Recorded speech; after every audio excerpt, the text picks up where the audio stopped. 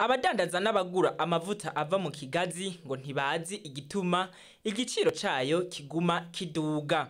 Aho ni mu gihe amamesa yavuye ku mafaranga ari hagati y'ibihumbi 40 na 50 yimukira ku giciro kiri hagati y'ibihumbi 90 n'ijana. Nayo abagura amavuta yo kuja guteka, ikibuni c'iritiro n'inusu cavuye ku bihumbi biri hagati ya 3 na 4 kija ku bihumbi biri hagati ya 5 na 5 na 6. Reka tubakurikirane. Ego, igikinju tukidandaza 5 na 5.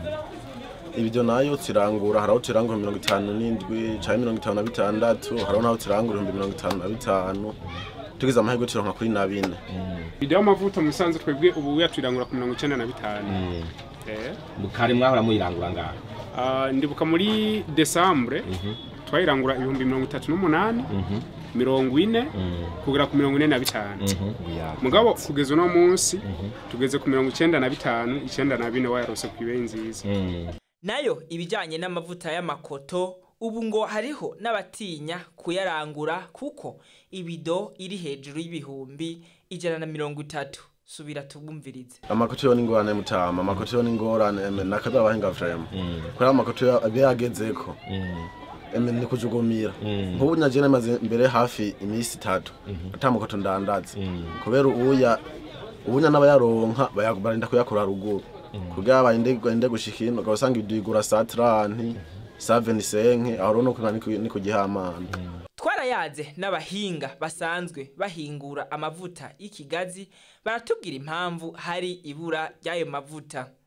Amavuta agoma zimba ukubera iki gihe tugezemmo imvura igwa nabi. Harahicika mu kwa kabiri cyangwa mu kwa gatatu ikacituma ikigazi naco kigigwana nuko kiba gifise amazi yo mu kanwa nayo hasi. Niho cama neza. Urabona nka kare twara twenga nk'intuze nk'amabido 30, ariko utwenge ibido 8 gusa ntiturenze.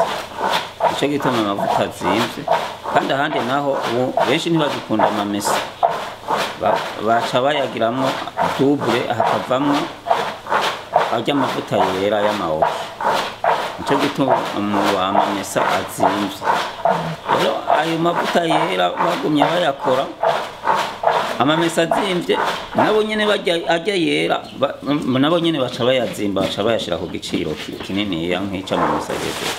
Hari abakunda amamesa, hari atayakunda n'abandi bakunda ajya mawusa. Baba abarangura canke abagura ndetse naba basanzwe bayahingura basaba leta ko yoraba icikora kugira ngo iki giciro c'amavuta kigabanuke kandi amavuta yongere aboneke.